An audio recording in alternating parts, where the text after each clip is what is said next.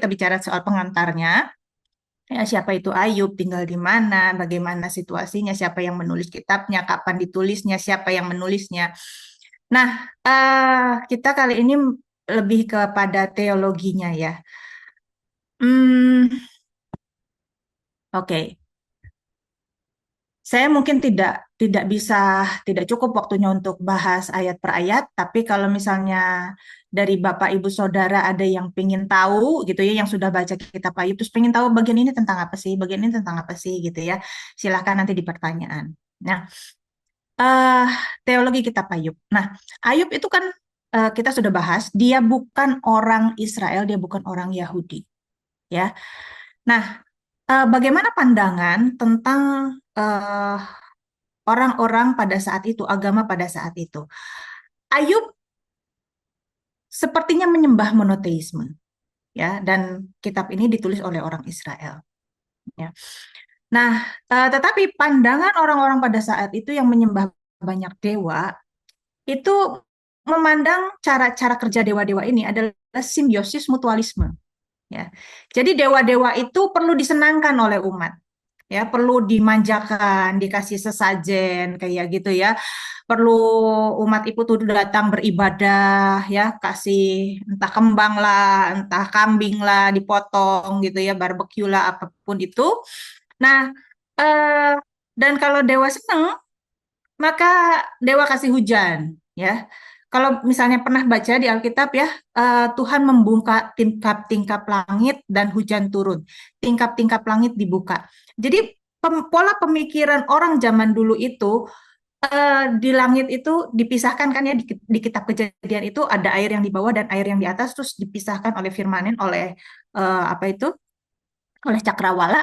Jadi kalau hujan itu dewa yang membuka atau Tuhan yang membuka ya, kalau orang Israel itu Yahweh. Yahweh yang membuka pintunya kemudian ditutup lagi nanti hujan berhenti gitu. Jadi segala sesuatu itu dikontrol sama Allah, dikontrol sama dewa-dewa kalau orang paganisme gitu ya. Nah, eh dan dewa itu kadang-kala suka ditebak apa maunya. Ya, jika umat memberikan kebutuhan dewa, maka dewa akan memberikan apa yang diminta umat. Tapi kalau umat tidak memberikan itu, maka dewa bisa ngamuk. Nah, itu pandangan orang kuno, ya, pandangan agama-agama Timur Tengah zaman dulu, ya. Jadi punya prinsip imbalan. Nah, ini pandangan pagan tuh seperti itu. Orang yang baik-baikin dewa gitu ya, yang beribadah dengan apa itu teratur ya, rajin gitu ya, diberkati, dibuat makmur, dibuat sehat, dibuat sukses, hidupnya terhormat, kaya, bahagia ya, dan mungkin mati masuk surga mungkin seperti itu gitu ya. Nah, tetapi orang jahat itu akan mendapatkan hukuman, ganjaran dari dewa, sakit, gagal, kemiskinan, penderitaan, musibah, malapetaka, dan lain sebagainya. Nah, menurut prinsip ini, keadaan yang terlihat dalam hidup seseorang, dalam hidup manusia, itu mencerminkan keadaannya di hadapan dewa-dewanya, ya, di hadapan Allah yang tidak terlihat, gitu ya. Nah, jadi sebetulnya manusia modern pun akhirnya mewarisi pandangan ini. Kita masih punya pandangan yang primitif seperti ini. Ya, saat sesuatu berjalan baik, wah aku pasti berbuat benar nih. Tapi sesuatu yang buruk gitu ya, mobil kesenggol, kecelakaan, aduh, aku aku dosa apa ya sama Tuhan ya? Aku lupa kasih perpuluhan ya. Aku lupa kasih persembahan ya. Kayak begitu, ya. Jadi memandang Tuhan itu seolah-olah gampang tersinggung, seolah-olah apa ya, sangat-sangat sensitif gitu ya, memandang Tuhan tuh seperti itu. Dan Ayub dan teman-temannya itu percaya prinsip seperti ini, prinsip imbalan atau prinsip retribusi seperti ini. Nah, disitulah letak masalahnya, ya. Dan kalau kita masih mewarisi prinsip primitif seperti ini, itu juga masalah kita, ya. Mereka tidak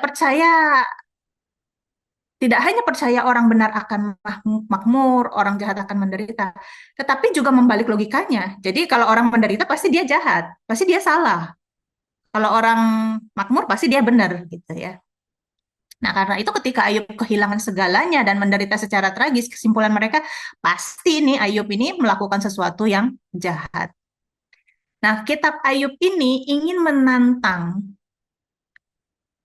pola pikir retribusi atau pola pikir imbalan seperti ini. Ya, ingat ada tantangan dari setan, setan menantang kan ya, penantang atau setan itu artinya penantang ya atau lawan ya. Nah, si penantang ini bilang sama Allah kan, apa Ayub menyembah Allah dengan cuma-cuma? Ya, nggak mungkin lah. Ayub itu pasti menyembah kamu, pasti baik-baikin kamu gitu ya. Eh, Elohim Yahweh, dia kan ngomong sama Elohim Yahweh ya di sidang ilahi. Nah, Ayub itu pasti menyembah kamu itu karena pengen hidupnya baik-baik saja gitu. Pasti ada motivasi tersembunyi di situ. Ya.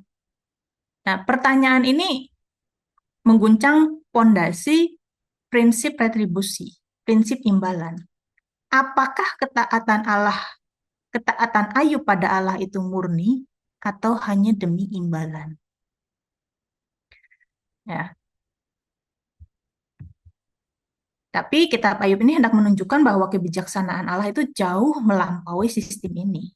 Balas jasa sederhana seperti ini, jauh. Nah, ini yang harus kita pahami.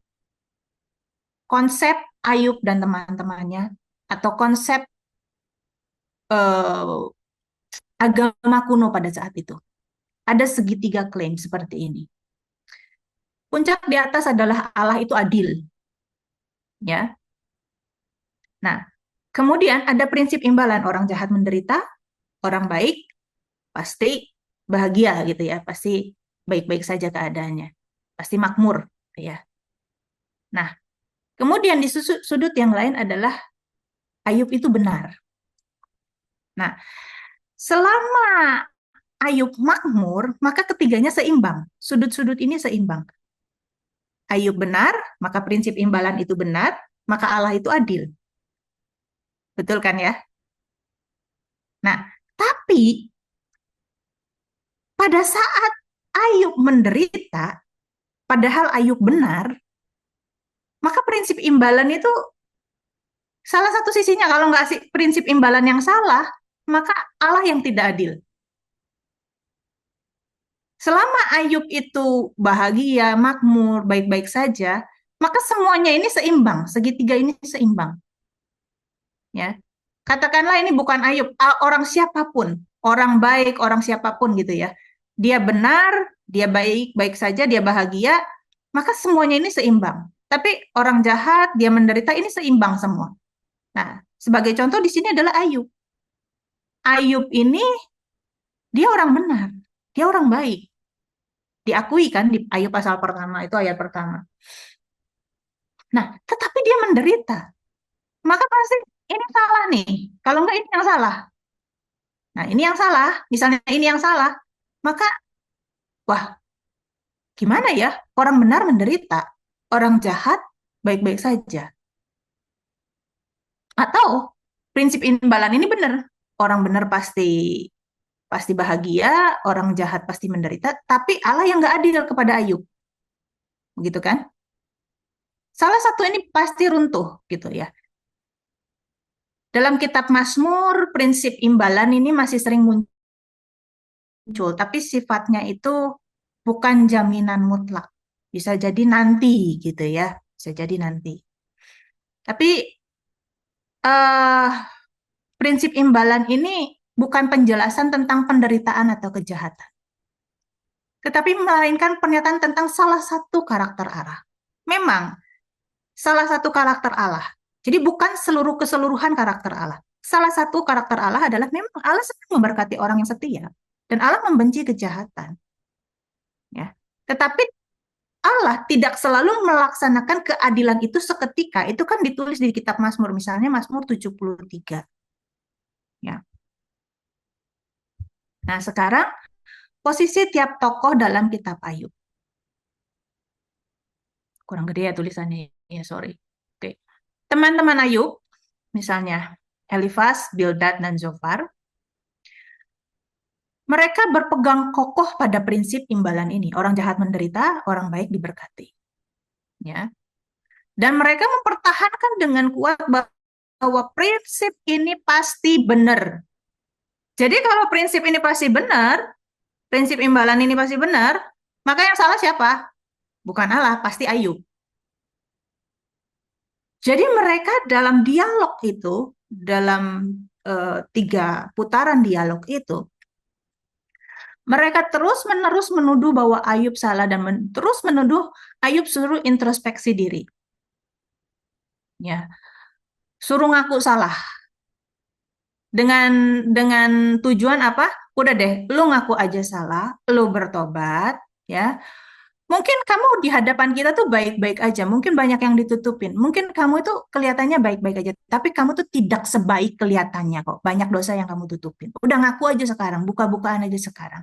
Supaya kamu diberkati lagi, supaya kamu dipulihkan. Tujuannya itu. Tujuan mereka adalah berkat. Tujuan mereka adalah pemulihan. Ya, udah cepetan aja ngaku, karena prinsip imbalan ini pasti benar. Prinsip retribusi ini pasti benar. Yang salah siapa? Pasti kamu yang salah. Kamu tuh cuma pakai topeng aja kelihatan baik.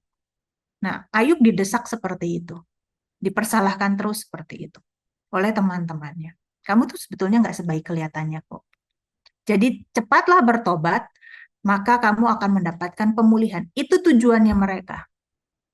Tujuannya mereka adalah pemulihan kekayaan, pemulihan kesejahteraan.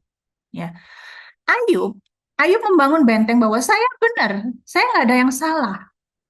Dan memang itu diakui. Allah sendiri di dalam dialog di dalam dialog di surga membanggakan Ayub kepada setan. Kamu lihat tidak ada yang seperti dia. Narator di Ayub 1 ayat 1 mengatakan Ayub itu orang yang saleh, orang yang benar. Allah mengatakan seperti itu juga. Dan Ayub mengatakan dirinya, saya benar, saya nggak buat salah. Maka apa yang salah di sini? Ayub mengatakan saya benar. Dan Ayub juga berpegang pada prinsip imbalan itu. Orang jahat pasti menderita, orang baik seharusnya bahagia. Jadi yang salah siapa? Ayub bilang yang salah itu Allah. Ya. Dia yakin dirinya benar, dia yakin dia tidak bersalah, ya. Maka pilihannya dua, apakah prinsip imbalan ini yang salah, ataukah dia mempertanyakan keadilan Allah dan dia menantang Allah, dia mempertanyakan keadilan Allah. Ya. Akhirnya Ayub menuduh Allah nggak adil pada saya. Nah, ada tokoh lain yang tiba-tiba muncul di akhir, ya, tiba-tiba muncul begitu saja, nggak tahu kapan datangnya gitu ya. Penulis kitab Ayub ini tiba-tiba memunculkan tokoh ini, namanya Elihu. Elihu muncul di bagian akhir dialog. Oleh karena itu saya minta tolong supaya yang ikut ini semuanya baca kitab Ayub ya. Kalau nggak nanti nggak ngerti kita ngomongin apa. Ia membangun benteng di sudut keadilan Allah. Nggak bisa. Allah itu adil. Ya, dia nggak seperti tiga teman Ayub. Dia nggak seperti Ayub. Tiga teman Ayub nuduh Ayub salah. Ayub nuduh Allah salah.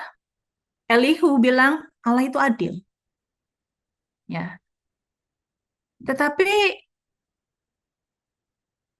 dia berandai-andai tentang Ayub. Ya, kalau teman-teman Ayub bilang bahwa kamu itu sudah berdosa sehingga kamu mengalami hal ini, ya akibatnya ini nih kayak begini nih. Jadi sekarang kamu bertobat aja, berubah aja, maka kamu dipulihkan. Kalau Elihu bilang mungkin kamu bukan berdosa masa lalu, tapi karena proses perkembangan sekarang. Ya, apa yang terjadi pada kamu sekarang? Tuh lihat, ketika kamu menderita sekarang, kamu bersalah, gitu. Ya, jadi Elihu ini bilang bahwa Allah itu adil dan membangun pendapatnya bahwa mungkin justru sikap Ayub selama penderitaan inilah yang salah. Atau mungkin penderitaan ini menjadi peringatan atau pembentukan karakter atau mencegah seseorang, mencegah kamu dari dosa yang akan datang, melindungi kamu sebetulnya. Penderitaan ini mungkin sebetulnya melindungi kamu. Allah itu adil. Allah itu baik kok kepada kamu. Justru penderitaan ini bukan karena kamu dosa di masa lalu, bukan, tapi untuk melindungi kamu, untuk mendidik kamu nih. Kamu menderita nih, masih masih sombong kan sekarang gitu. Ini mendidik karakter kamu, atau mungkin mungkin justru melindungi kamu. Misalnya ya, misalnya istrinya dijauhkan, anak-anaknya hilang semua. Mungkin justru itu yang akan, atau kekayaan itu misalnya akan menjerat Ayub jadi jatuh dalam dosa gitu. Jadi menurut Elihu, penderitaan itu mencegah seseorang dari berdosa di masa yang akan datang. Nah, jadi orang sepanjang sejarah mencoba terus-menerus menafsirkan penderitaan itu apa. Ya, ada yang menganggap bahwa penderitaan itu didikan, pembentukan karakter, bahkan partisipasi penderitaan Kristus, ya. Atau di Mazmur itu mengubah waktu balasan, ya. Nanti, ya, orang fasik itu menderitanya nanti.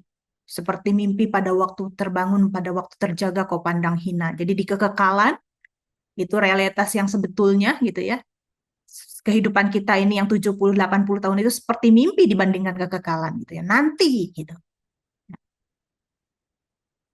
Nah, sekarang kita lihat karakter Ayub. Ayub 1 ayat 1, 1 ayat 8, 2 ayat 3 digambarkan adalah manusia yang terbaik yang mungkin ada di dunia ini. Digambarkan Ayub itu takut akan Allah. Ya, Ayub 1 ayat 1, ada seorang laki-laki di tanah Uz bernama Ayub, ia orang yang saleh, jujur, takut akan Allah, menjauhi kejahatan. Lengkap. Ayub 1 ayat 8, lalu bertanyalah Tuhan kepada iblis, apakah engkau memperhatikan hambaku Ayub? Jadi Tuhan memamerkan Ayub kepada iblis. Yang dipamerkan itu apa sih? Pasti yang terbaik ya. Kalau kita punya anak gitu ya, kita mau pamerin prestasinya, pasti yang terbaik kan. Kita pamerin sesuatu tuh pasti yang terbaik. Kita punya binatang gitu ya, lucu-lucu, anjing lucu-lucu. Yang pamerin kita yang pamerin yang terbaik. Ya. Perhatikan kan, setan, apa engkau memperhatikan hambaku Ayub? Sebab tidak ada seorang pun di bumi ini seperti dia yang demikian saleh, jujur, takut akan Allah dan menjauhi kejahatan. Ayub dibanggakan. Dia yang terbaik. Di antara seluruh umat Tuhan, di antara seluruh manusia yang ada di bumi ini, Allah membanggakan Ayub. Ya. Ini berarti Ayub itu menghormati dan menghargai Allah berdasarkan pengetahuannya tentang Allah. Ya, karena dia bukan orang Israel, tentu bukan lewat hubungan perjanjian seperti bangsa Israel, tetapi apa yang dia tahu tentang Allah secara umum. Ya. Deskripsi tentang Ayub itu menggambarkan bahwa dia itu tanpa celah, lurus, ya, saleh sepenuhnya, berintegritas tinggi, bertindak sesuai dengan standar Allah.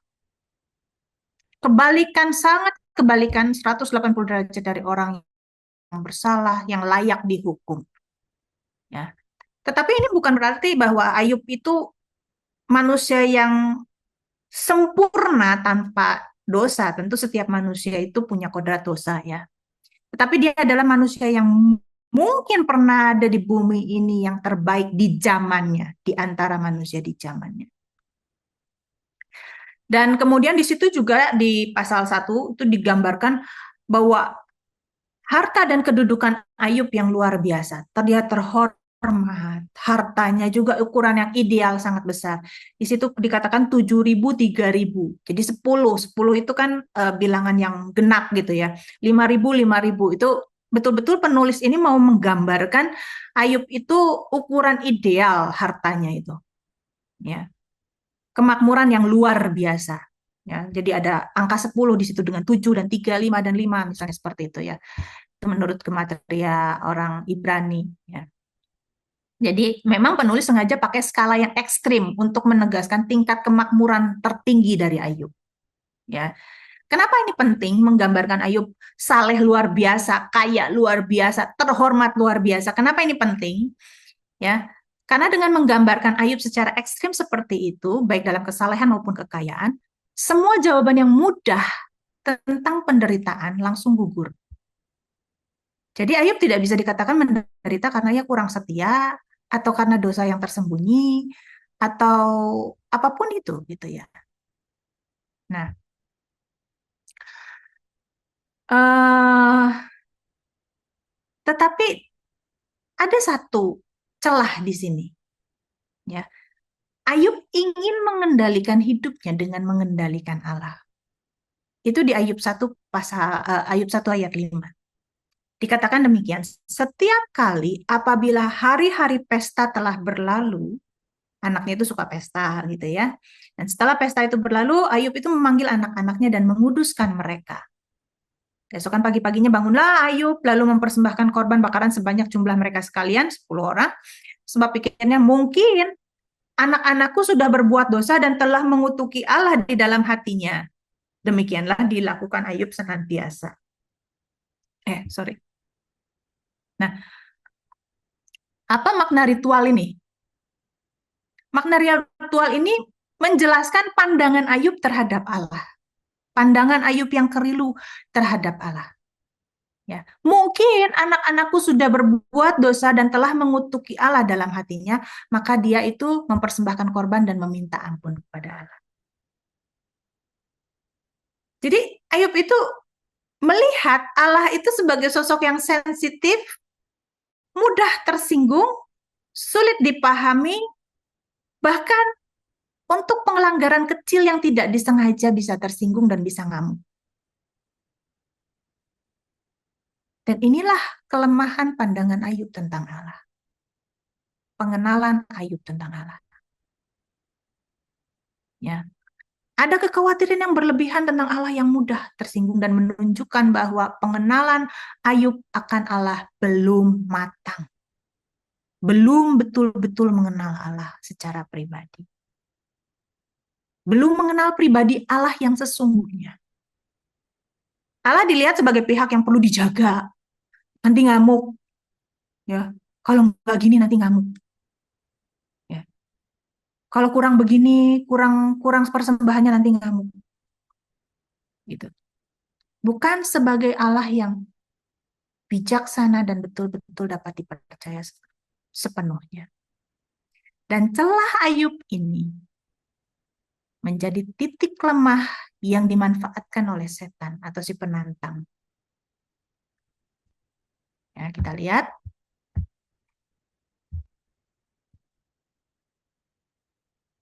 Hasatan atau penantang ya. Di Ayub 1 ayat 9 sampai 11, Ayub 2 ayat 4 sampai 5, 2 kali setan itu datang. Ya, jadi yang bikin gara-gara di sini memang Allah. Allah show.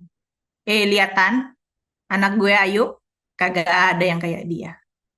Lalu iblis berkata kepada Tuhan, apakah dengan tidak mendapat apa-apa Ayub akan takut akan Allah?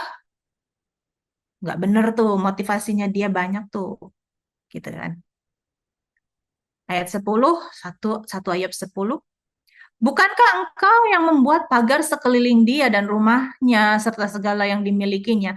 Apa yang dikerjakannya telah kau berkati dan apa yang dimilikinya semakin bertambah di negeri itu. Tetapi ulurkanlah tanganmu dan jamahlah segala yang dipunyainya. Ia pasti mengutuki engkau di hadapanmu. Sebuah tantangan pertaruhan. Coba, kalau diginiin, pasti dia gagal. Lihat kan, si Ayub hebat kan? Nggak kayak lu, gitu kan. Contohnya seperti itu. Ah, nggak mungkin Ayub sebaik itu, kata setan. Ayub itu punya motivasi. Dia tuh baik karena pengen kaya, pengen terhormat, pengen dilindungi. Coba ambil semuanya, pasti taruhan yuk, pasti Ayub mengutuk engkau yuk taruhan. Jadi sang penantang ini tidak menyerang Ayub secara pribadi. Dia bukan setan yang digambarkan di Perjanjian Baru yang menggoda manusia, ya, yang bikin susah manusia, yang mencobai manusia, yang kerasukan manusia, merasuki pikiran manusia. Enggak, dia menantang Allah di sini. Dia tidak menyerang Ayub secara pribadi, tetapi dia menantang Allah. Ya. Dan sebetulnya justru Allah sendirilah yang pertama kali menyebut nama Ayub dan memuji kesalehannya. Penantang hanya mengajukan keberatan terhadap kebijakan Allah itu. Apakah bijaksana kalau engkau memberkati orang benar? Apakah benar kalau orang benar diberkati mereka akan terus setia? Kalau berkatnya diangkat bagaimana? Tidakkah mereka menjadi setia karena demi keuntungan pribadi? Ya. Dengan kata lain, ia menantang kebijakan ilahi tentang sistem retribusi itu, tentang sistem imbalan itu, tentang kebijakan pemberian berkat itu. Ya. Nah, di sini ya setan ini bukan seperti yang di Perjanjian Baru yang mencoba menggoda manusia, merasuki gitu ya. Dia juga nggak berdusta, ya. Tapi ia mempertanyakan cara kerja Allah. Dan Ayub menjadi sebuah pertaruhan. Allah atau setan yang benar? Allah atau setan yang menang? Di sini Ayub menjadi pertaruhan. Allah membanggakan Ayub bahwa seorang yang tulus, seorang yang berintegritas. Tapi setan mempertanyakan, bukankah engkau mempermudah segalanya? Apakah Ayub menyembah Tuhan tanpa pamrih, gitu kan? Ya, inilah pertaruhan di sini. Kesalehan atau kebenaran tanpa pamrih. Dan ini juga seharusnya menjadi sebuah perenungan bagi kita. Apakah kita mengiring Yesus itu tanpa pamrih? Sebuah kasih tanpa pamrih seperti Tuhan Yesus mengasihi kita. Kesetiaan tanpa pamrih, mengikut Yesus tanpa pamrih, seperti Yesus sudah mengorbankan dirinya bagi kita. Balik ke sini, bagaimana tanggapan Ayub? Ya, ketika segala sesuatunya diambil, harta benda, ya, cobaan pertama, harta bendanya diambil, segala sesuatu yang positif di dalam hidup Ayub diambil. Harta, keluarga, segala sesuatu yang positif diambil. Dan kemudian yang kedua adalah yang negatif ditambahkan, sakit penyakit. Pertama-tama ia melakukan tindakan berkabung yang lazim pada masa itu. Ia menundukkan diri, sujud di hadapan Tuhan. Suatu tindakan yang menandakan pengakuan dan penerimaan terhadap sesuatu yang besar yang telah Allah lakukan. Pengakuan terhadap kebesaran Allah. Dengan telanjang aku keluar dari kandungan ibuku. Dengan telanjang juga aku kembali ke sana. Tuhan yang memberi, Tuhan yang mengambil. Terpujilah nama Tuhan. Ayub menganggap semua ini perbuatan Allah. Dan Ayub dengan legowo, dengan lega, dengan pasrah menerima semua yang dilakukan Allah pada awalnya. Penantang menuduh bahwa Ayub akan mengutuki nama Tuhan, 1-0, salah, ya. Sebaliknya, Ayub memuji nama Tuhan. Nah, kita lihat seberapa menderita Ayub. Sebentar. Oh, sini dulu ya. Jadi adegan di surga antara Allah dengan setan yang tidak diketahui Ayub tentunya ini ya. Menegaskan bahwa Ayub benar-benar nggak bersalah. Dan membuka perspektif baru kita tentang penderitaan dan keadilan Allah. Ini juga menunjukkan bahwa Ayub itu tidak sedang diadili oleh Allah. Allah tidak sedang menghukum Ayub. Dan satu lagi, ini menunjukkan adegan di surga ini menunjukkan bahwa ada informasi tersembunyi, ada sesuatu rahasia yang tidak selalu kita ketahui. Ya. Jadi adegan di surga ini menegaskan bahwa Ayub benar-benar nggak bersalah. Dan ini menyingkirkan konsep-konsep primitif, konsep-konsep kuno, konsep-konsep pagan tentang bahwa penderitaan itu selalu akibat dosa dan orang kaya itu pasti berkenan kepada Allah. Ya. Tidak selalu seperti itu. Artinya ya ada juga yang seperti itu gitu ya. Dan membuka ruang pandangan baru tentang penderitaan dan keadilan Allah. Yang ketiga, bahwa Ayub itu bukan sedang diadili. Jadi sasaran sebetulnya adalah yang sedang ditantang di sini adalah Allah, bukan Ayub. Ayub itu hanya kasus ujinya. Nah, Ayub dan teman-temannya nggak pernah tahu apa yang terjadi di surga. Sama seperti kita nggak pernah tahu apa yang ada dalam pikiran Allah. Apa rencana Allah ke depan, kita nggak pernah tahu. Dengan demikian, Ayub nggak pernah diberi alasan atau jawaban, dan ini menjadi bagian penting dari kitab Ayub ini ya. Nggak selalu jawaban itu tersedia. Dan kita juga melihat bahwa Allah lah yang memulai percakapan di sana kan. Nah, kita lihat penderitaan Ayub. Ya. Ayat 2 ayat 8, Ayub 2 ayat 8, ketika semuanya itu terjadi, ya, iblis ini menambah-nambahkan ya, udah dihilangin harta bendanya, terus udah gitu ditambahkan penderitaan. Jadi menurut iblis, ya siapapun bisa tabah lah. Oke lah bisa tabah lah kalau cuma kehilangan harta benda gitu ya. Tapi kalau dia sendiri sakit, nah baru ketahuan aslinya.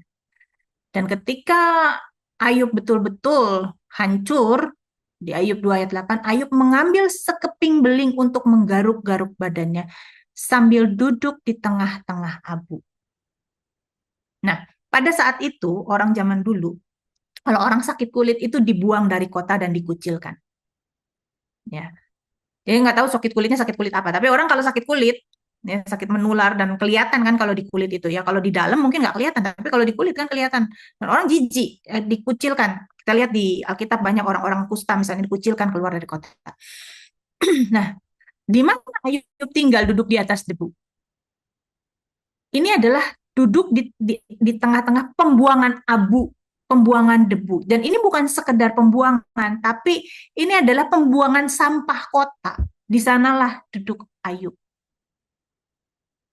Seorang yang asalnya kaya raya, terhormat, orang saleh, orang di mana jujukan cari nasihat, berakhir di tempat pembuangan sampah. Dan bukan cuma pembuangan sampah, tapi juga tempat pembuangan, dulu nggak ada septic tank, ya, tempat pembuangan kotoran manusia juga, kotoran hewan juga. Zaman dulu kan orang bikin WC kan nggak ada septic tanknya. Buang kemana? Ya ke tempat pembuangan sampah. Jadi tempat Ayub duduk, dikatakan duduk di tengah-tengah abu atau tempat pembuangan abu atau tempat pembuangan sampah, itu menunjukkan betapa rendah dan hina keadaannya sekarang.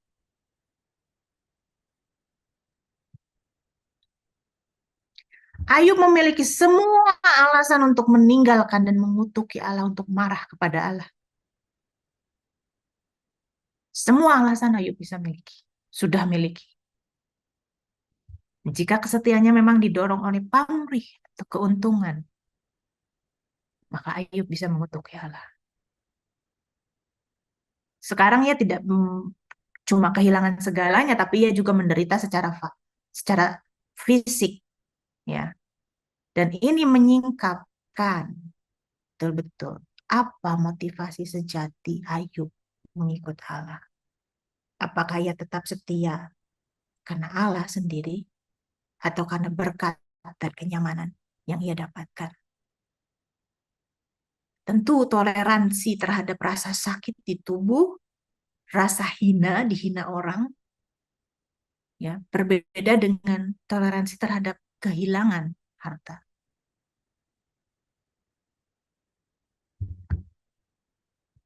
Nah, kita lihat istri Ayub. Istri Ayub juga menjadi alat dari agenda yang sama. Dan dia berkata, kutuki Allahmu, mati lo, gitu ya. Udah, ngapain haleluya, haleluya, puji Tuhan, bersyukur, bersyukur. Kutukilah Allahmu dan matilah. Ya, dia mengutuki Ayub juga, mati aja lo, gitu kan. Dia menawarkan jalan yang cepat untuk menyerah dan memutuskan hubungan dengan Allah. Ya. Daripada menderita, bunuh diri aja Ayub, gitu. Kasarnya itu seperti itu.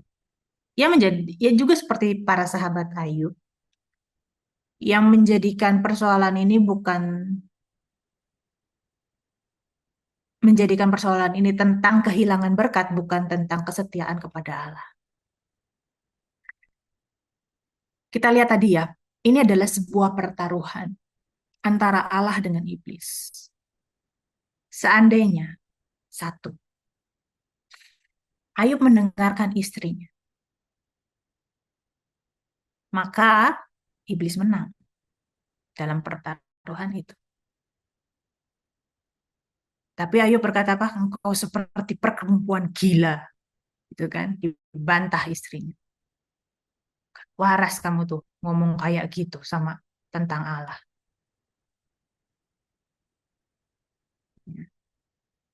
Tiga sahabat Ayub datang. Mereka mendengar tentang kesusahan yang dihadapi Ayub, dan ketika mereka datang, mereka speechless, nggak bisa berkata-kata. Ternyata apa yang mereka lihat jauh lebih daripada apa yang mereka dengar. Ya, tapi kemudian apa yang terjadi? Mereka berpegang pada prinsip imbalan itu kan dengan keras. Introspeksi diri deh, yuk. Lu mungkin salah, pernah salah. Ya. Udah deh, ngaku aja salah, maka semua akan dipulihkan kembali. Kamu akan mendapat harta kembali, kamu akan terhormat kembali. Dan Ayub menolak tuduhan mereka. Ia menyatakan dirinya nggak bersalah. Dan terus menerus didesak. Kita lihat bahwa sebagian besar pasal dalam kitab Ayub adalah perbantahan antara Ayub dengan tiga sahabatnya ini. Betul-betul Ayub didesak. Awalnya Ayub bilang, ya udah terpujilah Allah, Allah Tuhan yang memberi, Tuhan yang mengambil. Tapi begitu dia didesak, didesak, hebat desakannya itu ya. Hampir hampir sebagian besar di kitab Ayub itu adalah tentang desakan-desakan dari sahabat Ayub ini. Akhirnya Ayub membenarkan diri, aku tidak bersalah. Maka di situ akhirnya Ayub berkata, Allah nggak adil. Ya, dan dia menantang Allah, yang ingin nanyain langsung sama Allah, salah gue apa sampai seperti ini? Ya, aku disalah-salahin sama temanku. Aku nggak bersalah. Aku mau tanya sama Allah, salahku apa? Dan dia merindukan seorang perantara mediator antara dirinya dengan Allah, seorang pembela. I know my Redeemer lives.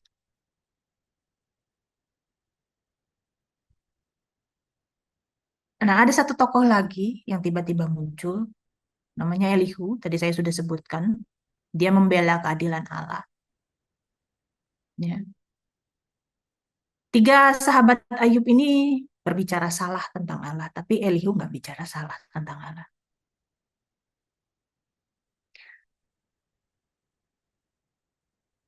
Yes. Nah, disinilah Ayub membuktikan bahwa iblis salah.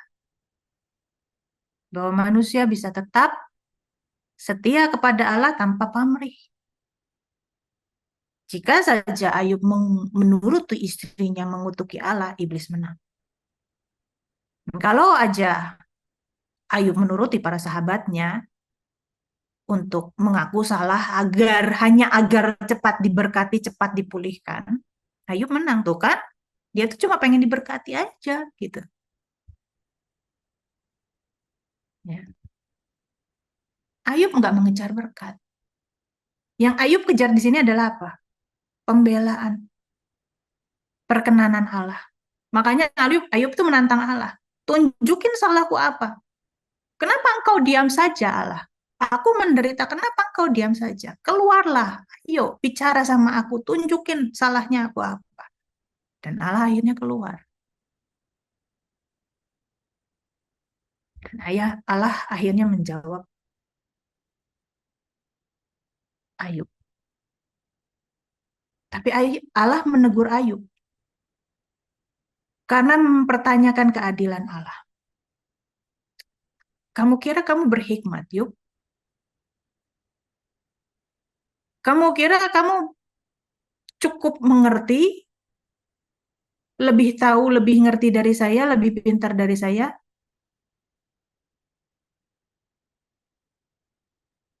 Allah menantang Ayub. Oke, kamu jadi Allah dalam satu hari. Gitu ya. Dengan misalnya macam-macam alam semesta dia tunjukkan. Atau misalnya makhluk-makhluk seperti Behemoth dan Lewiatan di situ disebutkan gitu ya. Behemoth dan Lewiatan ini mungkin adalah makhluk legenda ya. Seperti misalnya orang Cina punya naga gitu kan ya. Kita nggak pernah tahu bahwa naga itu ada seperti apa ya. Tapi orang Cina kalau, oh naga ini lambang seperti ini yang luar biasa gitu kan. Behemoth dan Lewiatan itu juga makhluk legenda gitu kan. Dan ini adalah makhluk chaos, di mana manusia nggak bisa mengontrol makhluk ini. Ada banyak hal yang jadi contoh di situ, misalnya tentang badai, tentang hujan, tentang alam. Ya, bisa nggak gitu Ayub itu, manusia itu mengontrol badai, mengontrol lautan. Lautan itu kan bukan positif, bukan negatif, tetapi bisa sesuatu yang membahayakan. Badai gitu ya, hujan, angin besar, guntur, kilat. Itu bukan sesuatu yang negatif, bukan sesuatu yang positif. Nah, untuk ciptaan Allah seperti itu aja, bisa nggak manusia mengontrol? Kilat, guntur, binatang buas, lautan. Kalau itu nggak bisa dikontrol, terus maksudnya Allah, kamu mau jadi seperti aku? Ciptaanku aja kamu nggak bisa kontrol, gitu. Ya. Jadi itu segala kekuatan alam itu melambangkan laut yang ganan itu menegaskan bahwa manusia nggak bisa menaklukkannya. Bagaimana Allah itu harus tunduk kepada sistemnya manusia, kepada hikmatnya manusia. Jadi semuanya itu mengajarkan bahwa Allah itu tidak bisa dijinakan oleh manusia dengan persembahan, disenangkan seperti dewa-dewa pada umumnya gitu ya. Dengan tari-tarian lah gitu ya. Allah itu dimanjakan dengan nyanyi-nyanyian lah, dengan persembahan lah. Iya, manusia harus mengabdi, tapi bukan itu untuk menjinakkan Allah.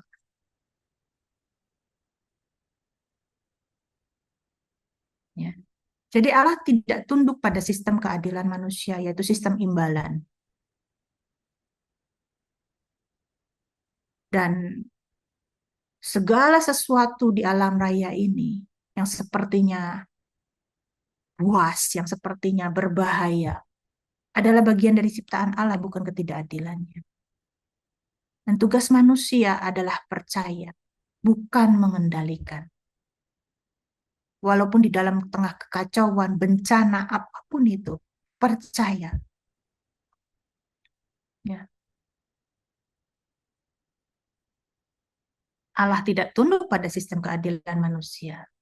Dan kekacauan adalah bagian dari ciptaan Allah, bukan tanda ketidakadilannya. Kadangkala Allah memunculkan kekacauan untuk menata ulang kembali. Ketika ya, segala sesuatu sudah menjadi jahat, segala sesuatu sudah bertentangan dengan Allah. Diapain? Diambrukin dan disusun ulang. Dan hikmat sejati adalah menyadari keterbatasan diri dan menghormati kebesaran Allah. Di akhir kitab ini, Ayub meresponi Allah. 42 ayat 1-6. Aku tahu engkau sanggup melakukan segala sesuatu. Ya, seolah-olah Ayub berkata, ya aku ngomong apa yang nggak aku pahami, aku menarik kata-kataku kembali. Aku ngomong tuh asal ngomong. Aku ngomong itu aku sok tahu. Aku ngomong sesuatu yang aku nggak tahu. Dia menarik perkataannya.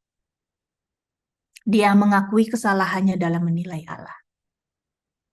Dia berhenti meratap, berhenti mengeluh, berhenti komplain, dan menerima kedaulatan Allah dengan rendah hati. Jadi Allah berdaulat dalam kekacauan. Dan manusia tidak bisa menjinakkan Allah atau memahami seluruh jalannya. Dan iman yang sejati adalah mempercayai hikmat Allah, mempercayai pribadinya di tengah-tengah hal yang tidak dapat dijelaskan. Amin. Oke, semoga ada waktu untuk tanya jawab. Ada karena ini pertanyaannya banyak. Eh, tapi mungkin sebelum masuk ya saya kan saya mau sedikit respon nih kan. Berarti kan memang ini sebuah problem secara manusia yang memang udah kita pertanyakan selalu ya sampai ada bukunya kan secara sekuler Why Bad Things Happen to Good People. Dan memang rangkuman dari buku itu adalah ini tuh kejadian random, universal itu tidak punya moral code, dan apakah kita secara psikologis menganggap label moral kita baik atau benar, universe is the way it is. Kayak kadang kita mikir, oh kenapa ada bencana? Kalau kita lihat dari perspektif kita, karena seorang Bandung tinggal di gunung, oh kenapa orang-orang tersebut tinggalnya di pantai? Betul kan? Jadi itu memang nggak ada batasannya. Nah tapi saya di sini lihat justru kalau kita refer ke Tuhan Yesus sendiri kan mendalami sebelum disalib itu Tuhan doa Bapa kami ya, The Lord's Prayer, dan di The Lord's Prayer itu ada yang jelas Tuhan kontraskan, dan yang selama ini saya rasa saya salah sangka apakah ini sesuatu yang saya sangka merupakan sebuah kalimat, tapi ini sebuah komparatif sebenarnya kalau saya lihat dari paparan ke Anda hari ini, di mana Tuhan bilang lepaskanlah kami dari yang jahat, janganlah membawa kami ke dalam pencobaan. Berarti kan yang membawa ke dalam pencobaan ini sebenarnya kalau ini kedaulatan Tuhan itu Tuhan sendiri. Tapi Tuhan terakhir bilang jadilah kehendakmu di bumi seperti di surga. Berarti kedaulatan Allah yang mutlak. Di mana yang pertama itu lepaskanlah kami dari yang jahat. Nah berarti yang mau saya tanyakan, apakah mindset retributif itu kan memang mendasar di psikologis kita ya, karena kita ada akar hukum, legalisme yang menjadi bagian dari pembentukan society, keadilan, undang-undang dan lain-lain. Lalu kita ada akar psikologis juga di mana kita berpikir, saya udah berbuat baik, saya expect sesuatu yang baik, itu secara psikologis. Lalu mungkin dalam hal Ayub ini ada juga bisikan-bisikan dari yang jahat gitu bahwa oh Tuhan ini lagi karena kamu salah, dan ngasih lah ide-ide kita ini yang mau nggak mau sudah menjadi bagian dari algoritma kita hidup nih. Nah tapi secara teologis Tuhan itu kan menderita. Tuhan udah menunjukkan bahwa penderitaan itu sudah beres nih di kayu salib sama Tuhan, dan Tuhan udah bayar di kayu salib. Sedangkan nanti adanya sanctification atau pembentukan.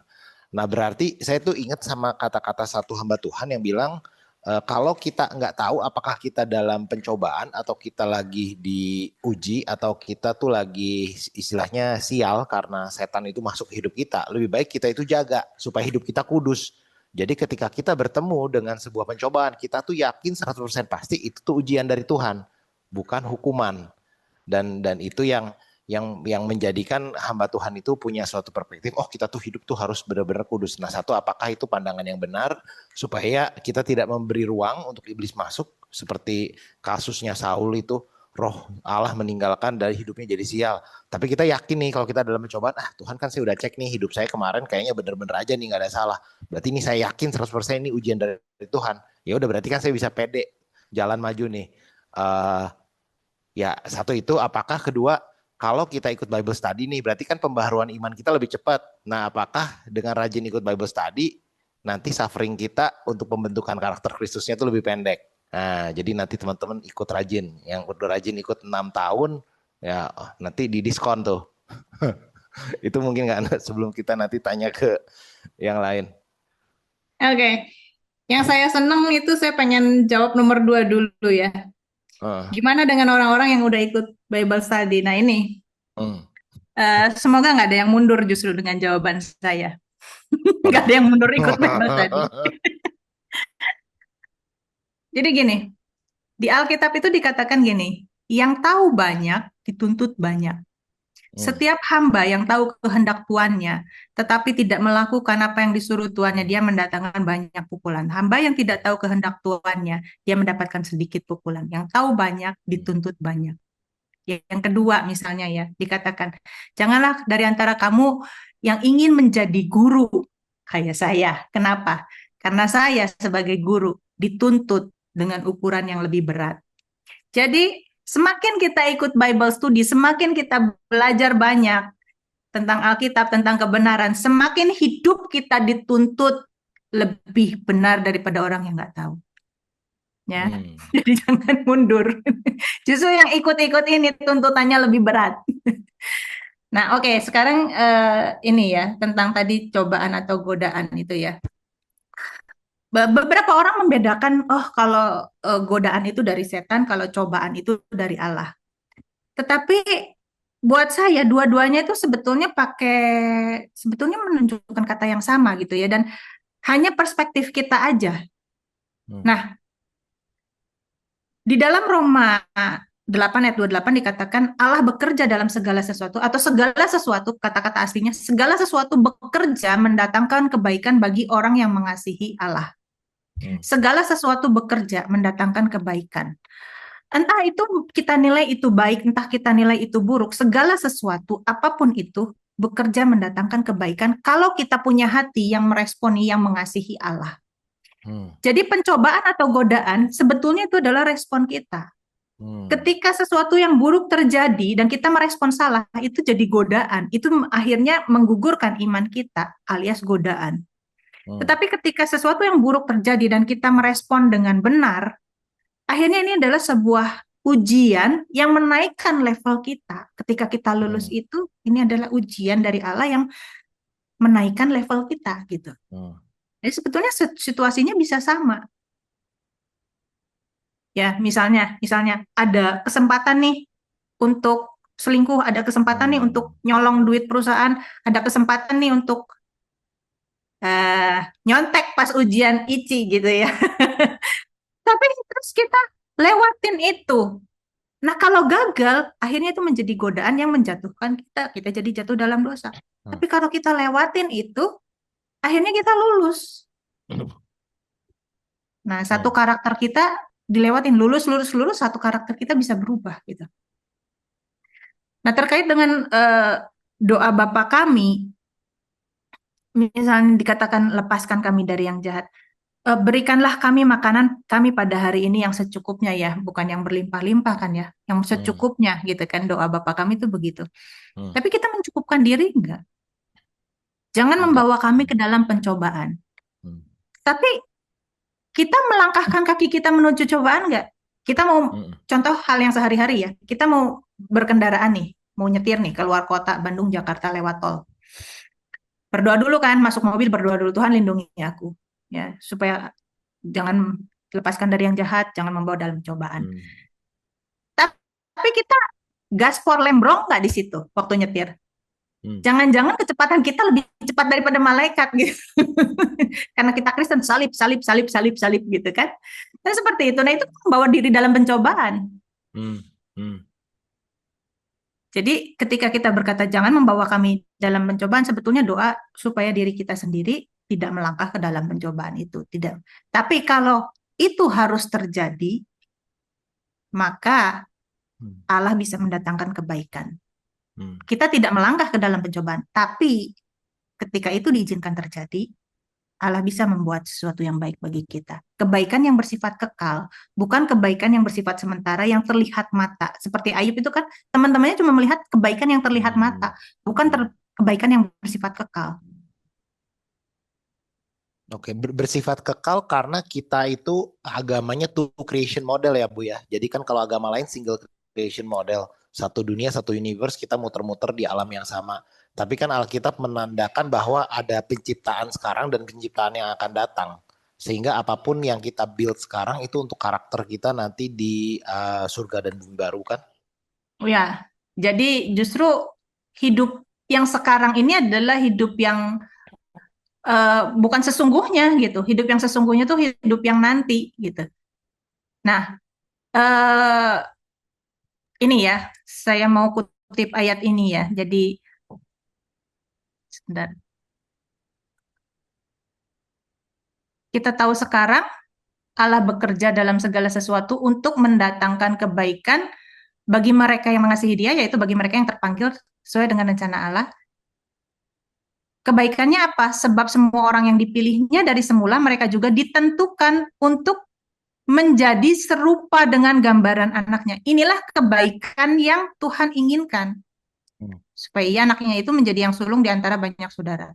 Kita tahu sekarang Allah turut bekerja mendatangkan kebaikan bagi mereka yang mengasihi Dia.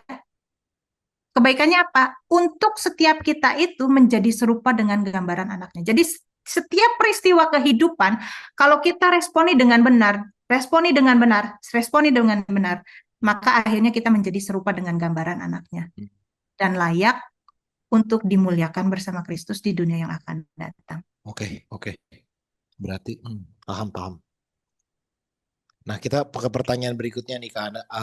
Ini pertanyaan, apakah tipe karakter seperti Ayub yang merasa benar walaupun dia memang benar adalah ketidakbenaran di hadapan Allah? Ya, merasa benar itu kan akhirnya dia menyalahkan Allah. Allah nggak benar. Nah, salahnya tuh di situ. Kalau misalnya dia bilang, kan asalnya itu kan dari dialog teman-temannya kan, yang 3 putaran itu kan, 3 orang 3 putaran. Itu sama teman-temannya, lu pasti salah, lu pasti salah. Nah di situ akhirnya dia didesak.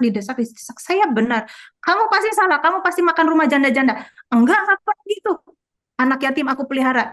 Terus didesak. Sebetulnya dia benar, memang benar. Tetapi desakan-desakan itu akhirnya dia nggak tahan, dia bilang, saya itu benar. Tuhan tolong belain saya disalah-salahin terus. Tuhan belain dong saya. Nah, dari situ terus kan akhirnya dia dia asalnya kan bilang, saya tahu penebus saya hidup, pembela saya hidup. Gitu. Asalnya kan gitu. Tapi terus sampai ujungnya dia bilang, ini Allah yang nggak adil. Allah diam aja. Allah nggak adil. Nah, akhirnya dia bilang, baru didesak, dia bilang, Allah nggak bijaksana. Di awal sebetulnya nggak gitu loh, sebelum didesak sama teman-temannya. Di awal dia bilang, Tuhan yang memberi, Tuhan yang mengambil, terpujilah Tuhan. Bahkan waktu sama istrinya aja dia bilang, kamu seperti perempuan gila, masa kita cuma terima yang baik aja. Tapi begitu pergulatan yang panjang teman-temannya ini, akhirnya rubuh bentengnya. Dia bilang, engkau nggak adil. Nah, disitulah muncul kesombongannya merasa benar. Merasa lebih pinter dari Allah, merasa lebih bijak dari Allah, merasa bahwa Allah itu nggak becus lah ngontrol dunia ini. Kasarannya tuh begitu. Makanya di situ Allah bilang, oke, kamu bisa, coba kamu kontrol semuanya. Kamu kan udah hidup kan, kamu kan udah lahir kan waktu itu, waktu bintang biduk lahir itu kan, waktu bintang biduk dibuat itu kamu udah lahir kan? Gitu. Nah, seperti itu. Jadi dia merasa lebih berhikmat daripada Allah. Lebih tahu. Ketika kita punya masalah ya, kita punya masalah. Misalkan kita punya masalah apa ya? Misalkan katakanlah yang gampang lah ya. Kita punya tagihan banyak, kita punya utang banyak, misalkan seperti itu gitu ya. Terus kita bilang, Tuhan tolong dong supaya aku dapat job yang ini deh, tender yang ini deh buat aku. Supaya utangku bisa selesai gitu. Tapi Tuhan nggak jawab-jawab. Dan kita bilang, kenapa sih? Mestinya kan begini jawabannya. Mestinya Tuhan atur seperti ini. Nah, kita lagi ngatur Tuhan. Ketika kita berdoa dan Tuhan, tolong masalahku begini. Aku nggak mau tuh punya mantu yang begini. Tuhan tolong dong supaya dia tuh jadi mantu yang benar gitu ya. Misalnya kayak gitu. Atau kita punya apapun itu, terus kita berdoa dan kita dikte Tuhan. Nah, disitulah kesombongan kita. Seperti Ayub, mau mendikte Tuhan. Engkau nggak becus Tuhan ngaturnya. Harusnya kan yang menderita tuh orang jahat, orang baik tuh harusnya Dan aku kan orang baik. Nah, itu ketika kita mempersalahkan Tuhan. Jadi gini, ketika kita dalam penderitaan, kita bertanya pada Tuhan, boleh. Hmm. Tapi ketika kita mempertanyakan Tuhan, itu yang salah. Hmm. Ngerti nggak bedanya? Bertanya kenapa Tuhan ini terjadi, oke, tapi kita nggak selalu loh dapat jawaban. Oke, it's okay. Kadangkala Tuhan jawab, kadangkala Tuhan enggak. Untung-untung kalau Tuhan mau jawab. Tapi ketika kita mempertanyakan, Tuhan, lu tuh lagi ngehukum, lu tuh lagi budek, nggak denger doa gua, mungkin kita tidak se-eksplisit itu. Tapi ketika kita doa, doa, doa, dan kayaknya tuh surga hening, jauh di dalam hati kita, kita berpikir, Tuhan tuh budek ya, kok nggak dengerin doa gua. Betul nggak? Itu mempertanyakan Tuhan. Itu Hmm. yang salah.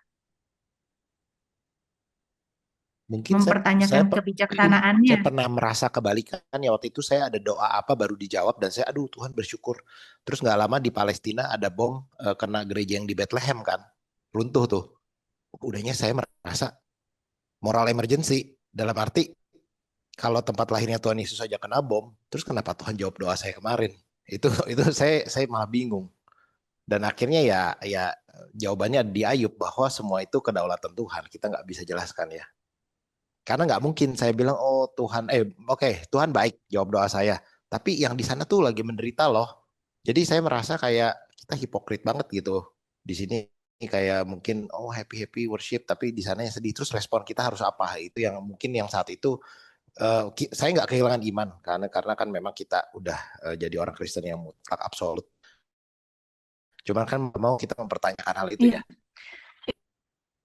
Ingat nggak waktu eh, dari Surabaya ke Singapura pesawat apa itu yang em, malam tahun baru apa Natal itu ya? Itu Hmm. AirAsia ya, jatuh di daerah Kalimantan Laut Jawa itu ya. Itu banyak banget anggota salah satu gereja di Surabaya, gereja besar di Surabaya. Oh. Dan ada juga seorang keluarga misionaris Korea kalau nggak salah, eh, ya yang mereka mau liburan atau mau pulang dan lain sebagainya. Terus ada juga yang selamat karena telat gitu. Kita nggak bisa bilang, Dilewat. ya kita nggak bisa bilang ya, aduh, puji Tuhan gue selamat gitu. Atau gimana dengan yang ini? Apakah mereka kurang iman? Apakah mereka punya dosa? Enggak. Hmm. Tuhan Yesus sendiri ketika ditanyakan, ada orang-orang yang darahnya dicampurkan Pilatus dengan persembahan berhala. Ada orang-orang yang tertimpa menara. Murid-muridnya bilang, kamu kira yang tertimpa menara itu dosanya lebih berat daripada orang-orang yang nggak tertimpa? Bukan, tapi itu menjadi suatu peringatan. Kamu kira orang-orang yang darahnya dicampurkan Pilatus itu dosanya lebih berat? Bukan, tapi itu suatu peringatan. Jadi Tuhan Yesus sendiri tidak menjawab penyebab itu terjadi. Tapi apa itu maknanya buat kita? Hmm. Oke. Ketika ada orang buta kan sejak lahir, Hmm. murid-muridnya tanya, siapa yang salah? Dia atau orang tuanya? Kalau yang salah orang tuanya, kenapa dia yang menderita? Kalau dia yang berdosa, lah kan kok sejak lahir butanya? Emang orang lahir udah berbuat dosa gitu.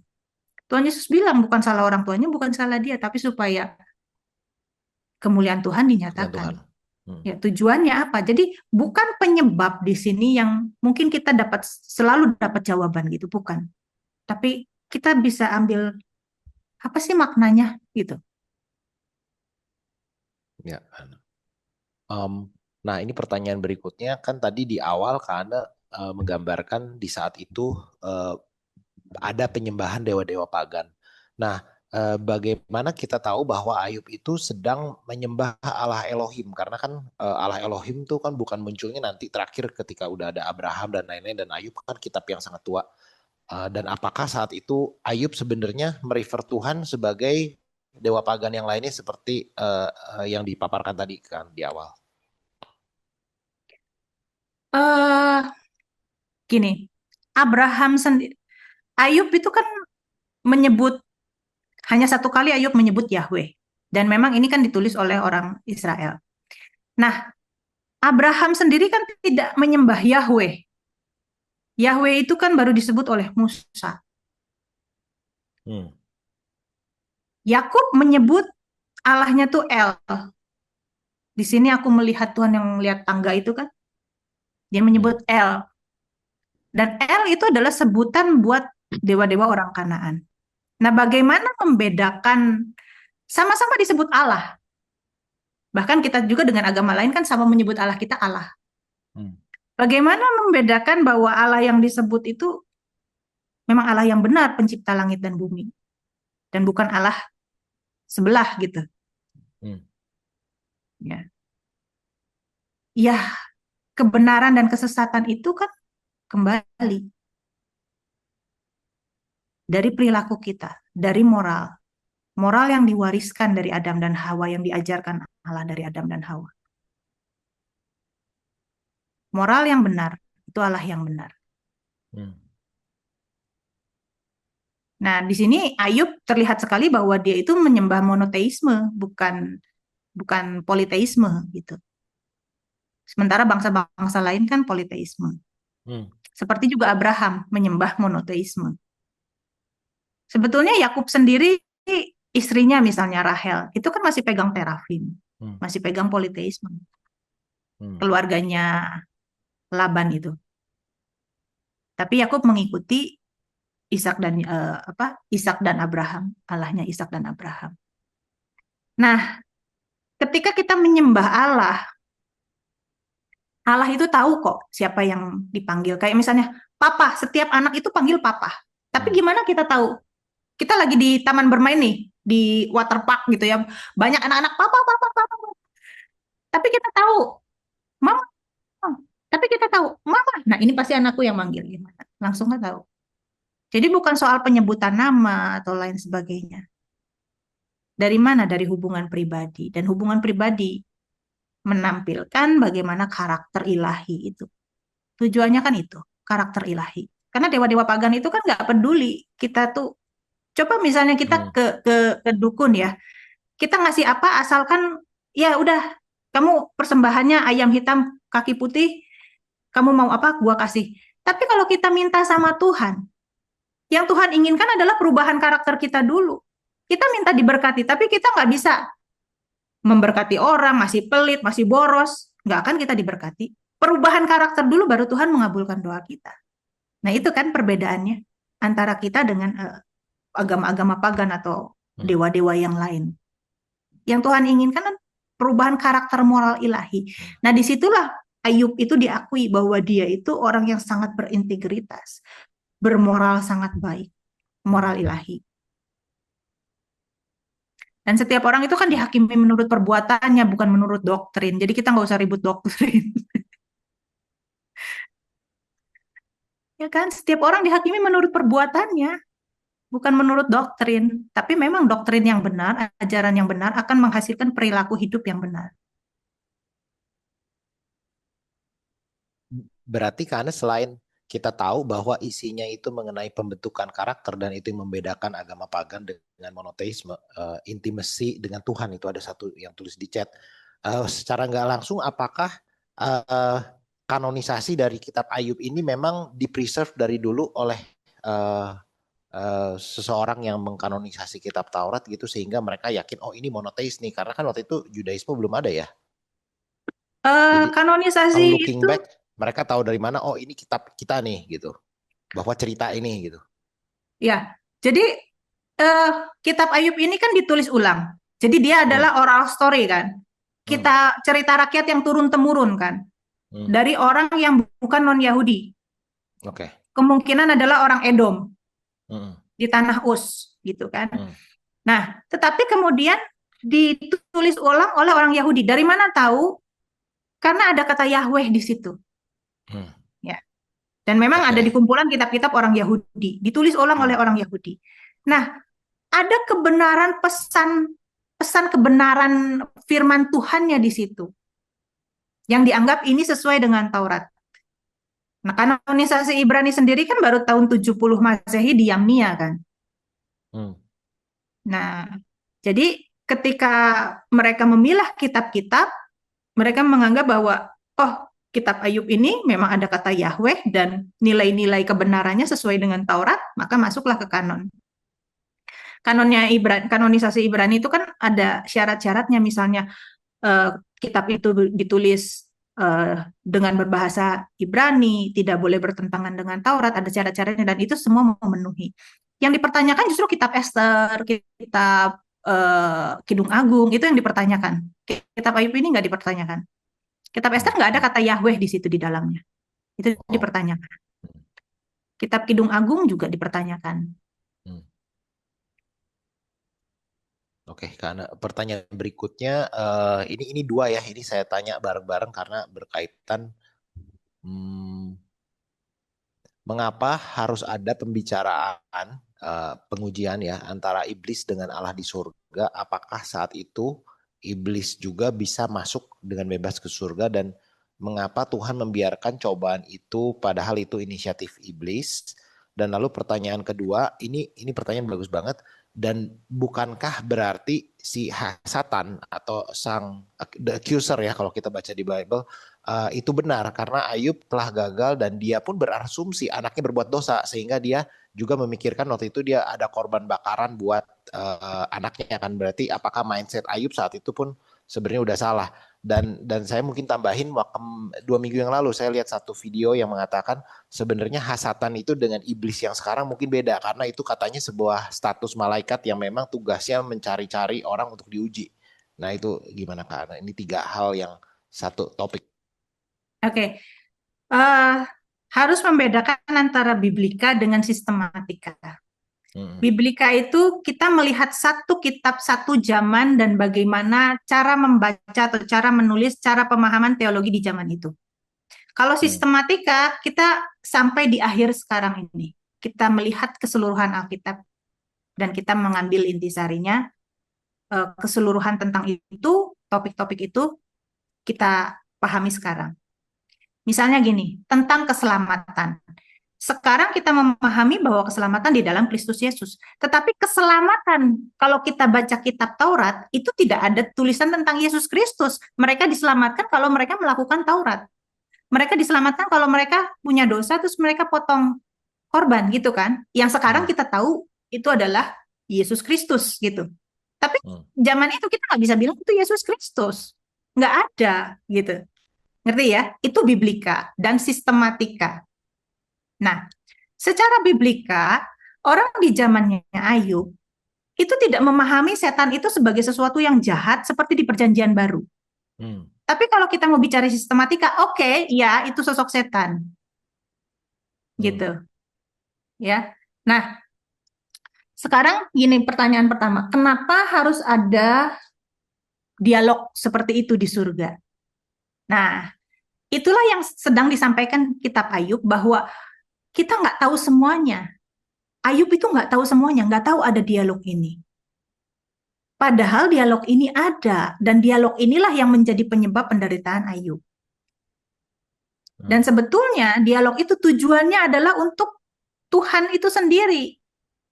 Makanya kan bagi dia, oleh dia, segala kemuliaan bagi dia, gitu kan. Untuk dia, segala kemuliaan bagi dia. Nah, di sini setan sedang menantang Allah. Tantangannya adalah engkau salah dengan memberkati orang benar. Motivasi orang itu pasti salah. Tantangannya setan adalah Ayub ini saleh, Ayub ini setia karena dia pengen berkat. Dan setan salah, bukan benar. Kesalahan Ayub memang ada di situ. Kesalahan Ayub adalah konsep dia tentang Allah, dia salah. Tapi bukan itu yang ditantang setan. Yang ditantang setan adalah Ayub pengen berkat. Ayub menyembah Allah dengan motivasi kekayaan, Hmm. dengan motivasi kehormatan, dengan motivasi kemakmuran. Motivasi Ayub menyembah engkau setia pada engkau salah. Nah itu, bukan soal pengenalannya akan Allah salah, bukan. Tapi memang dengan Allah mengizinkan penderitaan itu, justru Allah mengoreksi semua yang salah di hidup Ayub. Yaitu tentang konsepnya dia tentang Allah. Itu dikoreksi. Akhirnya di akhir kitab itu dia bilang, dulu dari kata orang saja aku mengenal, aku mendengar tentang engkau. Tapi sekarang, ya kan begitu kan? Jadi dulu dia punya konsep yang salah tentang Allah, tentang sistem retribusi, imbalan, tentang Allah yang gampang iritasi, gitu, irritate gitu kan, gampang tersinggung gitu. Tentang tentang Allah yang ya seperti itu, tentang Allah yang nggak adil gitu, tentang Allah yang kurang berhikmat. Hmm, hmm, hmm. Tetapi melalui penderitaan ini dia mengalami Allah, akhirnya kenal Allah, dan akhirnya dia betul-betul percaya kepada pribadi Allah itu yang berhikmat itu. Ya, ya, Justru ya. justru setan salah di sini tuduhannya. Hmm, Dan hmm, Allah betul. mengambil, oke, taruhan itu dia ambil, oke, yuk kita taruhan, gitu. Kenapa? Tujuannya juga untuk mengoreksi Ayub sebetulnya di situ. Maka pada akhir ayatnya Tuhan bilang, Who can know the mind of God? Where were you when I feed the apa? Tuhan bilang saya kasih makan binatang-binatang besar. Kau tuh kayak satu titik debu kan. Tuhan bilang siapa yang Iya, bisa tahu cara Allah bekerja? Iya iya betul. iya. Oke, kamu Hmm, mau mau ngatur semuanya. Bisa nggak kamu hmm, ngatur ini dulu nih, behemoth dulu nih? hmm, hmm, Bisa nggak kamu ngatur kilat dulu nih, guntur dulu nih, ciptaanku nih? hmm.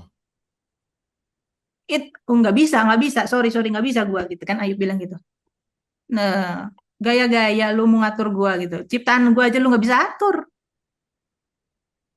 Ya ya dan ayat itu sebenarnya di apologetika kita sering pakai karena untuk adanya universe, alam semesta dan Guntur itu fine tuningnya luar biasa dan di kelas apologetika kita belajar, wah ini ternyata presisi banget bahkan lebih presisi dari kita katakan audio sistem audio di gereja yang sangat mewah, fine Hmm. tuningnya jauh lebih presisi. Jadi ketika Tuhan bilang bahwa ini semua Tuhan atur dengan secara presisi, ya itu bukan sebuah kata poetik ya itu sebenarnya kalau di apologetika jadi ada arti literal dan bukti bahwa tuh, wah Alkitab udah tahu duluan tentang fine tuning Dan of the itu adalah universe. ciptaan yang netral. Ya. Segala sesuatu itu ciptaan yang Hmm. kita lihat singa yang buas itu netral sebetulnya. Tidak jahat, tidak baik. Itu Hmm. netral kan? Segala gempa lah, apalah yang semua yang ada di alam semesta itu, kilat lah, guntur, itu ciptaan yang netral. Hmm. Yang Allah adakan memang untuk apa ya? Supaya semuanya ini berjalan sesuai dengan ininya hukum alam gitu. Kilat Hmm. segala macam itu, singa segala macam binatang buas itu netral, tidak baik, tidak jahat gitu. Oke. Nah ini ada pertanyaan tambahan Kak abis ini mungkin dua pertanyaan lagi yang nggak relevan saya nggak tanya ya mohon maaf. Jadi dua pertanyaan. Apakah Ayub itu tadi dari keturunan bangsa Edom? Lalu bagaimana Ayub mengetahui bahwa ritual korban penghapusan dosa bakaran itu tradisinya dari mana? Lalu melanjut pertanyaan tentang korban bakaran. Kalau zaman dulu orang itu selalu buat korban bakaran untuk Allah, maka apakah hubungannya Allah Yahweh dengan Allah Tuhan Yesus yang nggak butuh bakaran? Kenapa? Kenapa karakter Allah itu sepertinya di Kristen itu berubah? Nah, seperti di Islam kan sebenarnya masih ada ya korban, kurban, dia itu kurban nggak dibakar sih. Dibakar sih akhirnya untuk sebelum dimakan. Oke, makasih Kak. Oke, jadi waktu eh, manusia jatuh dalam dosa, kita lihat ya, semua kan menurut Alkitab itu kan dari satu turunan. Ketika mereka jatuh Hmm. dalam dosa, mereka datang mendekat. Kurban itu kan artinya datang mendekat sebetulnya dalam bahasa Ibrani. Datang mendekat. Nah, eh, Kain dan Habil itu mempersembahkan sesuatu untuk datang mendekat kepada Allah. Tetapi memang karena Kain itu karakternya jahat, maka persembahannya itu tidak diterima. Bukan bukan Allah itu haus darah ya. Habil itu persembahkan darah terus diterima gitu korbannya. Sementara Kain itu pertanian terus nggak diterima, bukan. Tetapi kalau kita lihat di Perjanjian Baru dikatakan bahwa Habil itu memang hatinya itu nggak lurus, jadi Allah tidak menerima gitu. Kenapa? Karena di Taurat juga Musa mengajarkan korban itu ada korban offering, grain offering gitu ya, ada korban curahan dari anggur, macam-macam hasil Hmm. pertanian juga Hmm. diterima gitu sama Tuhan. Nah, jadi karena manusia memberontak dan hubungan yang harmonis dengan Allah itu pecah, Hmm. maka datang itu harus mempersembahkan korban, datang mendekat itu dengan sesuatu Hmm. gitu. Nah, itu dari kesadaran dari Adam dan Hawa. Dan itu diteruskan dari keturunan Set dan Kain. Keturunan Kain yang akhirnya menjadi orang-orang yang jahat, keturunan Set menjadi orang-orang yang benar dari Nuh. Nuh Hmm. juga mempersembahkan korban. Abraham juga mempersembahkan korban. Terus itu sampai eh, keturunan berikutnya. Barulah menjadi suatu hukum yang diatur sedemikian rupa di zaman Musa. Hmm. Nah, kenapa kemudian berubah? Perubahan itu suatu ini yang panjang ya, suatu perkembangan teologis yang panjang. Misalnya gini, korban itu kan hanya boleh dipersembahkan kalau nggak di kemah suci Musa. Setelah kemah suci Musa nggak ada, yaitu di bait Allah. Mereka tidak Hmm. boleh mempersembahkan korban dimanapun kepada Oke. Yahweh, Hmm. hanya di bait suci. Dan ketika mereka di pembuangan, mereka tidak bisa mempersembahkan korban untuk datang mendekat kepada Allah. Padahal mereka tahu mereka dibuang karena mereka berdosa. Terus mau minta ampun gimana dong? Caranya potong korban. Kalau potong korban di Babel, maka mereka mempersembahkan, artinya mempersembahkan Hmm. kepada Dewa Bel. Hmm. Hmm. Hmm. Disitulah terjadi pergeseran teologi yang akhirnya diambil juga oleh orang Kristen. Gitu. Ketika mereka di pembuangan, maka korban bakaran ini diganti dengan doa, dengan puasa, dengan pujian. Hmm. Korban pujian itu ada di kitab Mazmur misalnya. Ada. Hmm. Oh, ternyata korban itu bisa diganti ya dengan ini. Nah, itu pergeseran teologi. Nah, ketika mereka kembali dari pembuangan, ya, bait Allah boleh berdiri kembali, zaman Esra dan Nehemia, mereka boleh ini kan lagi korban. Nah, tetapi kemudian Yesuslah adalah gambaran dari atau penggenapan dari korban ini, ya kan? Yesus adalah penggenapan korban. Jadi semua yang di perjanjian lama itu adalah hanyalah gambaran yang akan datang, yang wujudnya adalah Kristus. Nah, Hmm. satu kali untuk selama-lamanya dia mempersembahkan korban itu darahnya sendiri. Hmm. Karena tidak bisa domba jantan atau lembu jantan itu membersihkan dosa kita, itu kan. Itu Hmm. ayat-ayat di Alkitab. Nah, korban sudah diberikan oleh Tuhan Yesus, sudah selesai.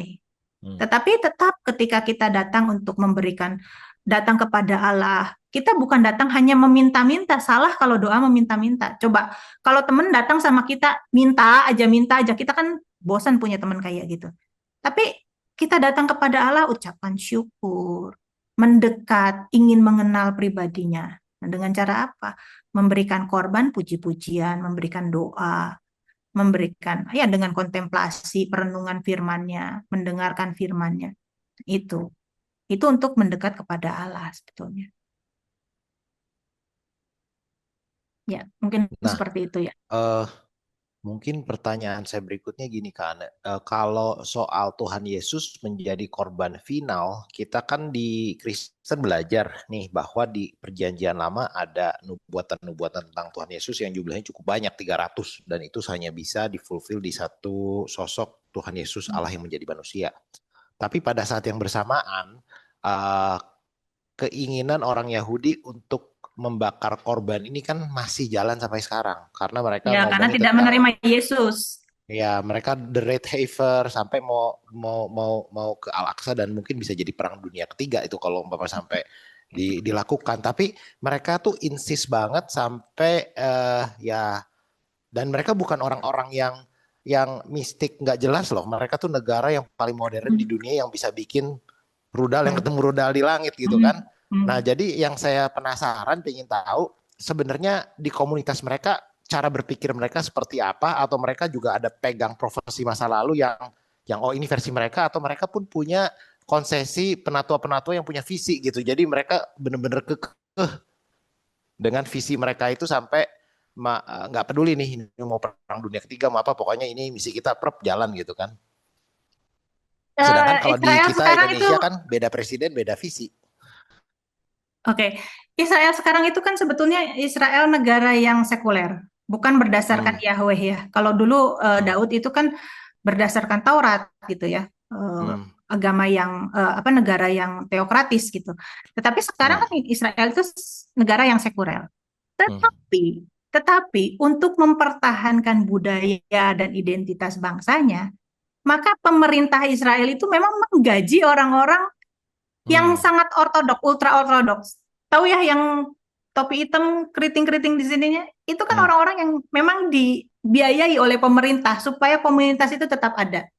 Tetapi Hmm. kita tahu di sisi lain, misalnya parade gay itu di Tel Aviv diadakan gitu. Jadi Hmm. betul-betul negara yang sekuler. Hmm. Nah, di satu sisi untuk menjaga budaya dan lain. Nah, sekarang kita lihat dari sisi yang oke, Yahudi yang ultra ortodoks, bukan yang negaranya ya, karena negaranya negara yang sekuler. Yahudi yang sekarang ini yang dipelihara pemerintah ini yang ultra ortodoks ini. Bagaimana cara pemikiran mereka yang ultra ortodoks? Karena Yahudi sendiri kan banyak ya, ada yang reform, ada yang lebih ini ya lebih Hmm. terbuka, lebih inklusif dan lain sebagainya. Tapi yang ultra ortodoks ini yang benci Kristen, eh, agama-agama lain gitu ya. Nah, bagaimana cara berpikir Yahudi ultra ortodoks? Ya, mereka tetap menantikan untuk datangnya Mesias, ya, untuk mendirikan kembali kerajaan kejayaan di zaman Daud dan Salomo, Hmm. mendirikan kembali bait suci. Disitulah Hmm. mereka mendirikan negara yang teokrasi. Gitu. Hmm. Oke, oke, paham, paham. Itu digaji loh sama pemerintah, memang dipelihara mereka Hmm. Hmm. yang keriting-keriting itu, Hmm. yang pakai top itu, hitam-hitam itu. Siap. Karena ini pertanyaan terakhir, yang lain sih udah ke cover ya, karena tadi di tengah-tengah saya banyak yang tanyain. Nah ini mungkin balik ke yang tadi, bagi yang tuntut banyak, ya bagi yang tahu banyak dituntut banyak. Nah jadi pertanyaannya adalah kalau tahu banyak dituntut banyak, bukankah lebih baik ya udah aja nggak tahu karena sama-sama masuk surga atau masuk kerajaan Allah. Nah apakah syarat masuk kerajaan Allah itu perlu tahu semuanya? Kalau gitu lebih baik kita nggak tahu banyak, bukankah masuk surga pun tidak pakai Kalau nggak tahu level nyampe nggak? pengetahuan? Iya. Nggak tahu jalan nggak nyampe. Kalau semakin tahu semakin cepat nyampainya kan, semakin tepat kan, semakin presisi kan. Saya mau ke sana tapi saya nggak tahu Hmm, hmm, gitu. hmm, Bisa nyasar-nyasar kan. hmm, Saya hmm, mau ke tembok Cina. Oke, berangkat dulu, pergi dulu, beli pesawat, beli beli tiket ke kota apa ya pesawatnya. Pokoknya ke Cina aja lah, beli tiket hmm, yang mana aja lah, pokoknya hmm, nyampe hmm, Cina gitu. hmm, Nyampe aja. Terus hmm, dari situ kemana? Bingung kan? Gimana ya udah sampai gitu ya. Gitu. Jadi gini, semakin kita tahu, semakin kita tepat, semakin kita karena gini, di surga itu hmm. Ya, ya, di ya. surga itu ada orang-orang yang memerintah bersama dengan Yesus. Di kitab Wahyu dikatakan ada 144.000. Ini tentu bukan harafiah, bukan literal ya. Ada 144.000 orang-orang yang tidak pernah mencemarkan dirinya seperti perawan. Kalau seperti perawan berarti bukan itu perempuan semua karena itu termasuk Petrus, Paulus dan lain sebagainya. Nah, mereka lah yang akan masuk ke dalam Yerusalem baru memerintah bersama dengan Kristus. Kalau ada orang-orang yang dimuliakan dan memerintah bersama Kristus, maka ada yang namanya masyarakat yang Hmm, diperintah. Nah, orang-orang yang semakin serupa dengan Kristus inilah yang akan memerintah dan dimuliakan bersama dengan Kristus. Orang Kristen tujuannya adalah menjadi seperti Kristus, bukan sekedar hmm. masuk surga. Kita mau nggak untuk mengambil kesempatan itu? Mau dong jadi PNS. Ya, tapi perjuangannya susah gitu. Hmm, hmm, Dikatakan oleh Tuhan Yesus, pada waktu penciptaan kembali di kitab Matius, pada waktu penciptaan kembali apabila anak manusia dimuliakan bersama malaikat-malaikat, hmm, maka kamu yang telah mengikut aku, dia berkata kepada 12 muridnya, hmm, kamu akan menghakimi 12 suku Israel. Itu hmm, bukan menghakimi, kamu masuk surga, kamu enggak, bukan, itu adalah haknya Tuhan Yesus. Tetapi menghakimi di sini adalah memerintah, seperti hakim-hakim hmm, kan, di hakim-hakim itu fungsinya memerintah. hmm, Nah, memerintah gitu. Jadi kepada kamu akan diberi 12 kota, kamu akan dibeli 10 kota, kamu akan dipercayakan 5 kota. Seberapa perjuangan kita di dunia ini, itu pasti diperhitungkan Tuhan. hmm. Paham. Jadi bukan sia-sia gitu kita belajar itu. Jangan asal masuk surga. Nggak apa-apa deh asal masuk surga, surga ngempet. Itu menyia-nyiakan anugerah. Karena levelnya kita yang sudah belajar, yang sudah mengenal Tuhan, sebetulnya adalah untuk dimuliakan bersama-sama dengan Kristus. Gini, Misalnya Pak Ian nih, punya anak. Bisa punya modal nyekolahin sampai S3, bahkan di luar negeri. Tapi Hmm. anaknya bilang, sorry nih ya Pak, anaknya, Pak nggak mau ah, aku SD aja deh cukup deh. Pokoknya kan nerima Hmm. warisan dari papa. Hmm. Hmm. Itu namanya menyia-nyiakan anugerah. Hmm. Nah, kita itu ditawarkan menjadi orang percaya, menjadi orang pilihan untuk bisa Hmm. menjadi serupa dengan Kristus. Hmm. Levelnya ke sana seharusnya. Asal kita mau Memang, berjuang. ya ya, kan saya paham sekarang. Jadi pemahaman yang benar itu semuanya jadi klop ya. Kan ini teman-teman nih rajin ikut 6 kali, jadi nggak apa-apa nambah pengetahuan karena kita mau jadi pegawai negeri surgawi, PNS, PNS-nya Tuhan. Nah, memang ini berarti hanya ya kalau pandangan kita salah seolah-olah kita lihat standar keselamatan di sini, tapi ternyata standar keselamatan tuh di atas gitu. Makanya ada Matius 7 ayat 22 dan 23 Tuhan bilang, Tuhan bukankah kita sudah mengusir setan, nyembuhin, itu kan berarti standar percaya Tuhan Yesus juru selamat itu udah ada tuh. Tapi bahkan orang-orang itu pun Tuhan bilang, siapakah engkau, aku tidak mengenalmu. Berarti hanya tahu itu nggak cukup, tapi harus mengenal dan intim. Dan itulah bagian kenapa kita harus terus terus belajar ya. Karena Iya. keselamatan standarnya pengajaran yang benar tuh di sini. Jangan-jangan kita sekarang tuh salah, cuma belajar oh keselamatan tuh di sini gitu. Iya. Bukan sekadar dipanggil jadi Kristen, dipilih jadi Kristen. Kristen itu kan pengikut Kristus. Itu Hmm. bukan jadi baik, tapi jadi sempurna. Haruslah kamu sempurna seperti Bapamu di surga adalah sempurna. Hendaklah kamu Hmm. dalam hidupmu bersama menaruh pikiran dan perasaan yang terdapat juga dalam Kristus Yesus, yang dalam hidupnya sebagai manusia mengosongkan diri dan bahkan taat sampai mati, bahkan mati di kayu salib. Hmm. Tuhan Yesus mati di kayu salib, bahkan taat sampai mati. Kita mau nggak taat sampai mati? Mungkin kita nggak punya kesempatan untuk mati digorok kayak zamannya ISIS dulu, enggak. Tapi matikan daging kita, keinginan, perasaan, pikiran kita itu ditundukkan serupa dengan Kristus. Kita Hmm. pingin marah, coba marahnya kita diatur. Hmm. Ketika kita jengkel sama orang, what will Jesus do? Apa yang Yesus lakukan kalau keadaan seperti ini? Nah itu, selalu menyelaraskan pikiran dan perasaan kita dengan Kristus. Tuhan Yesus Bukan balikin meja dan mengeluapkan marah-marah tuh. emosi kita. Kenapa? Kan Tuhan Yesus juga balikin meja dan marah-marah. Kadang saya kalau emosi Betul. saya pikir, oh Tuhan juga marah-marah tuh di bait Allah. Betul, marah yang benar adalah marah yang korektif. Dan Hmm. marah yang benar caranya. Hmm. Kalau marahnya untuk meluapkan emosi kita, itu marah yang salah. Marah buat ego kita, bukan marah Hmm. untuk memuliakan Tuhan. Siap. Kedua caranya, ketika kita marah, apakah tujuan kita marah itu mengkoreksi orang itu benar, ataukah kita melukai dia? Mungkin dia benar ya, tapi dia sakit hati. Mungkin dia melakukan yang kita mau, tapi dia sakit hati. Artinya dia nggak berubah karena kesadaran. Nah, kita Hmm. marah itu untuk koreksi, bukan untuk meluapkan emosi kita.